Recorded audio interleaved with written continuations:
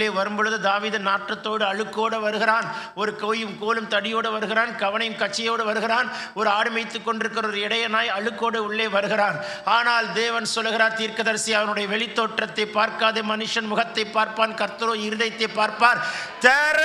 தைல கொம்ப ஊற்று அவன் தலை மேல, அவன் தான் இஸ்ரவேலுக்கு ராஜா.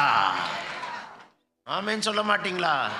தீர்க்கதரிசியின் கண்களை கர்த்தர் திறக்கும் பொழுது தீர்க்கதரிசிகளுக்கு காட்டி கொடுக்கிறார்.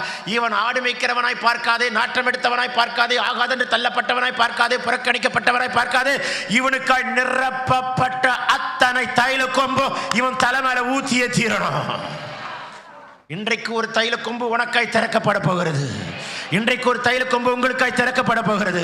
ஆகாதென்று தள்ளப்பட்ட கல்லை முளைக்கு தலைக்கல்லாய் மாற்றுகிறவர் கர்த்தராய் இருக்கிறார். சின்னவனை ஆயிரமாய் மாற்றுவார், சிறியவனை பலத்த ஜாதியாய் மாற்ற வல்லவராய் இருக்கிறார். தோற்று போனவன், விழுந்து போனவன், நாற்றம் எடுத்தவன், புறக்கணிக்கப்பட்டவன் என்று சொல்ல உன் தலைக்கு ஒரு அபிஷேக தைலம் காத்திருக்கிறது.